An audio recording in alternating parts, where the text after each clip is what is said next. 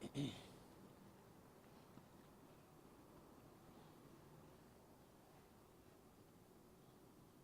good evening. We're here to talk about a case that happened tonight, a disturbing case that happened tonight at one of our intersections, drive-by. I'm going to let Director Sean Corsi explain the details of the investigation as we know it so far. Sean? Hey, good evening. So tonight at approximately 6:23 p.m., our patrol officers responded to the 5700 block of Moncrief Road West, reference to a shooting. They arrived at approximately 6:26 p.m. When they arrived, they discovered a red SUV that had 5 victims in that vehicle. One of the victims was a 20-year-old male. He was the driver of the vehicle. He is currently at a local hospital. He suffered a gunshot wound, and he's in critical condition. We had a 13-year-old male who was also in that vehicle.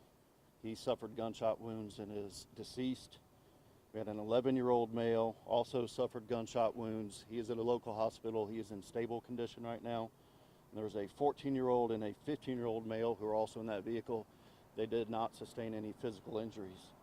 So far, the investigation has revealed that all of the victims had just left the Legend Center at 5130 Sutil Drive. We believe they were there trying out for a football team. We believe the 21-year-old, the driver of that vehicle, was actually one of the coaches for the teams, and he was bringing those kids home.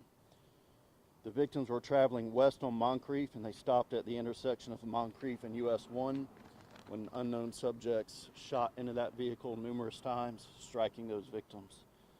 Right now, the detectives and the officers are conducting their investigations, interviewing witnesses, conducting canvases. Like I said, the surviving victims were transported to the local hospitals. And if anyone out there has any information, we would please ask them to call Crime Stoppers or JSO non-emergency. If y'all have any questions for me or the sheriff, we'll take them. There's a lot. So you said it was an unknown driver. Is there any? Did anyone give you maybe a description of this driver? Or? We have some descriptions. We're working on that now. They're interviewing witnesses. They're listening to 911 calls. So they're working on that as we speak. Do you know if there were multiple people in the second vehicle that did the shooting? In the suspect, Yes. we don't know at this point. Any idea how many shots were fired total? It was numerous. We had numerous shell casings at the scene.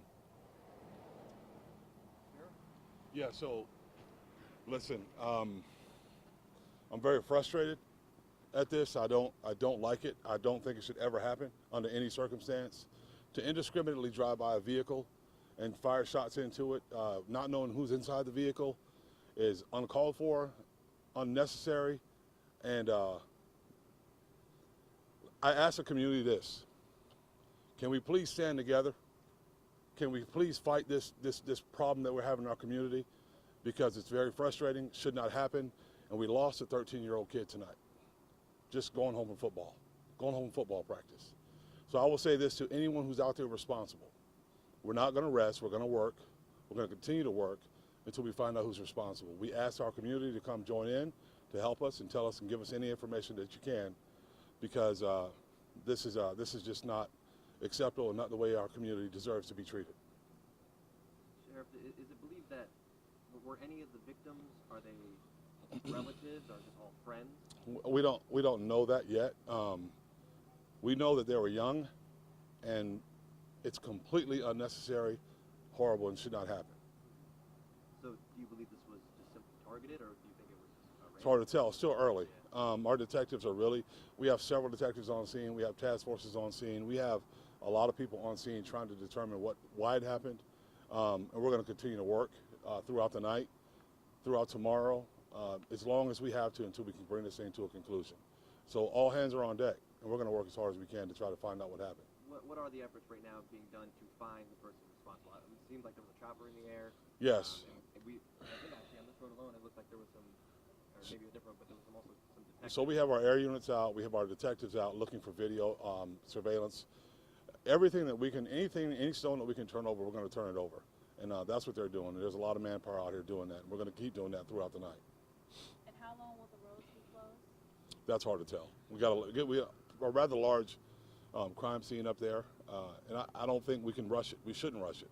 I would just ask the community to be patient, allow us the time to work it very meticulously so we can gather all the evidence that we can to move forward. Do you guys shut down the football tryouts immediately after, or they continue to? They were, apparently they were leaving there, so I don't think they had to shut those down. Sheriff, you also said, you know, before you became sheriff, you know, you were talking about you wanted to get known shooters off the streets. Do you think it could be a known shooter behind this one? It's hard to tell. I mean, I guess anything is possible at this point, but we need some time to investigate it, and we're going to be able to do that and try to work that out for us. Is anything in the meantime going to be done to make maybe the area safer? You can put more patrol units around. I would just ask this: our patrol officers are going to be out. They're going to be out for a while.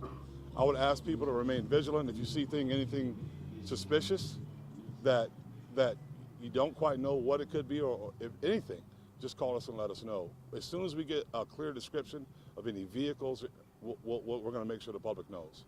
So you don't have an idea what vehicle. No, not yet. And did you find a gun or anything or any sort of weapon? No, in the street search? just shell cases. Just a bunch of showcases. I also had a question for you, John. Yes, sir. I mean, just in general, it kind of seemed like you were getting a little choked up talking about this. And kind of just, I mean, it's a disturbing case, as the sheriff said. Yeah, absolutely. Anytime anyone loses their life in our community, it's disturbing. When it's a 13-year-old, it's unacceptable. I mean, you know, I've been doing this job a long time, as the sheriff has. Anytime a kid's life is taken, it's a horrible event. Affects the whole community, and that includes JSO and the police. So it's disturbing to all of us.